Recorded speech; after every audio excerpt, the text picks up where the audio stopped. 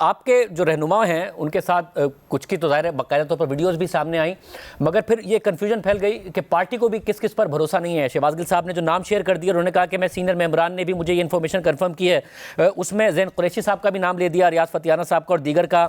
پھر انہوں نے سوال اٹھا دیا آپ کی سینیٹر صاحبہ کے حوالے سے، زرکا صاحبہ کے حوالے سے، کہ پولیٹیکل کمیٹی میں بھی میں نے بتایا تھا، حالانکہ وہ کہہ رہی ہیں کہ میں عمران خان صاحب کے ساتھ کھڑی ہوں۔ زین قریشی صاحب کی فیملی نے سفر کیا ہے، چاہے ان کے والد صاحب ہوں، ان کی اہلیہ کی کڈنیپنگ کا معاملہ ہوا۔ اس وقت پارٹی کی پوزیشن کیا ہے مختلف رہنماؤں کے حوالے سے؟ دیکھیں، جن لوگوں نے تو واضح طور پہ اسمبلی میں ووٹ ڈالا ہے اس آئینی ترمیم کے حق میں، ان کی پوزیشن تو بالکل واضح ہے کہ انہوں نے پارٹی کی ہدایت پہ عمل نہیں کیا، پارٹی سے غداری کی ہے، تو ان کے حوالے سے تو کوئی ابہام نہیں ہے۔ جو لوگ غائب رہے لیکن انہوں نے ووٹ نہیں ڈالا، ہم سمجھتے ہیں کہ ان کا بھی جو اس وقت کردار ہے وہ توجہ طلب ہے، بلکہ کچھ حالات میں مشکوک بھی ہے۔ اس حوالے سے ہم ایک آدھ دن میں فیصلہ کریں گے، ہماری اپنی اندرونی تحقیق جاری ہے۔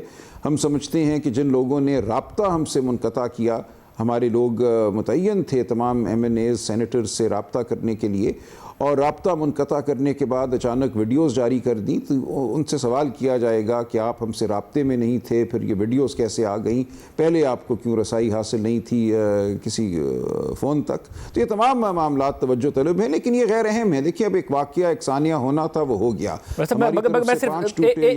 ایک سوال اس پہ ضرور کرنا چاہوں گا، کیا زین قریشی صاحب بھی ان میں شامل ہیں جن کے آپ یہ تحقیق طلب معاملہ ہے جن کی آپ بات کر رہے ہیں؟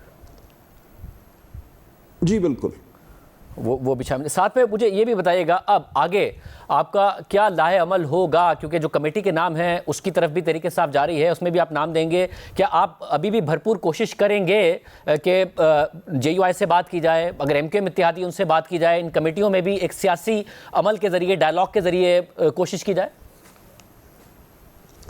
دیکھیں، جب ایک بری چیز وجود میں آ جاتی ہے تو پھر آپ یا تو اس برے کام کو چھوڑ دیں کہ وہ اپنی برائی، اپنا شر جو ہے بلا کسی مزاحمت کے وہ پھیلائے معاشرے میں، یا آپ مزاحمت جاری رکھیں، اندرونی مزاحمت بھی اس کمیٹی کا یا اس نظام کا حصہ تو نہیں لیکن اس سے انگیج کر کے، یا آپ صرف باہر نکل جائیں سڑکوں پہ۔ تو ہم اپنا لاہ عمل جو ہے وہ طے کریں گے کہ ہم نے کس طرح اپنی جو ریزسٹنس ہے، جو مدافع کے خلاف، وہ ہم نے کیسے آگے بڑھانی ہے۔ یہ ایک میچور، ایک بردبار لایا عمل ہوگا، ہم سوچ سمجھ کر آگے بڑھیں گے، لیکن یقیناً سڑکوں پہ، میدانوں میں ہمارا احتجاج ہوگا۔ ہم قانونی جنگ بھی لڑیں گے، ہم سیاسی جنگ بھی لڑیں گے، اور ہر سطح پہ ہم پاکستان کی بقا کے لیے، پاکستان میں شرافت کی بقا کے لیے، آئین بقا کے لیے یہ جنگ لڑیں گے۔ صاحب، جو ملاقات ہوئی عمران خان صاحب سے، اب ظاہر متعدد خبریں اس حوالے سے سامنے آئی ہیں، یہ خبر بھی سامنے آئی کہ انہوں نے اس بات پر اعتراض اٹھایا کہ اسلام آباد میں ہوا اگر احتجاج تو پھر لاہور میں کیا ہوا جب علی امین گنڈا پور صاحب اسلام آباد پہنچے تھے۔ متعدد خبریں اس حوالے سے آتی رہی ہیں، ایگزیکٹ بتائیے گا ان کی صحت کے حوالے سے بھی انہوں نے کیا کہا، احتجاج کے حوالے سے انہوں نے کیا ڈائریکشن دی؟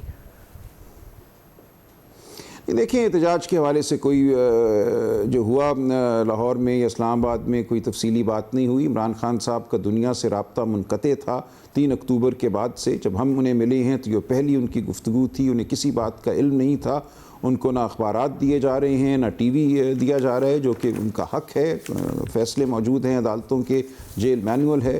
ان کو 5 دن بالکل تاریکی میں رکھا گیا، بجلی بند کر دی گئی، اس کے بعد بجلی بحال ہوئی، لیکن 10 دن تک ان کو کسی سے نہیں ملنے دیا گیا۔ وہ بالکل اس کمرے میں اپنے بند رہے، 8x8 کا جو ان کا کمرہ ہے۔ اس کے بعد سے آج دن تک ان کو صرف 1.5 گھنٹے کے لیے باہر نکلنے کی اجازت ہے۔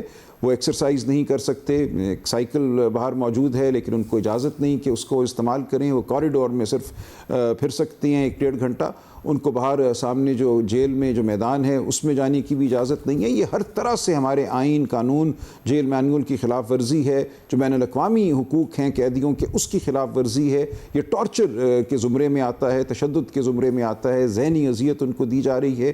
اس دوران وہ بیمار بھی رہے، الٹیاں رہیں ان کو، اب وہ ٹھیک ہیں، صحت ان کی اب ٹھیک ہے، وہ بہت پرعزم ہیں، وہ بالکل اطمینان سے کھڑے ہیں اپنی جگہ۔ انہوں نے کہا میں تمام عمر جیل میں رہ سکتا ہوں، ہم ایسا ظاہر نہیں ہونے دیں گے، مجھے بے شک یہ ملٹری عدالت کے سامنے لے جائیں، میں ایک قدم پیچھے نہیں ہٹوں گا، میں کوئی ڈیل نہیں کروں گا، میں حق کی آواز ہوں، میں اصول پہ کھڑا ہوں، میں کھڑا رہوں گا۔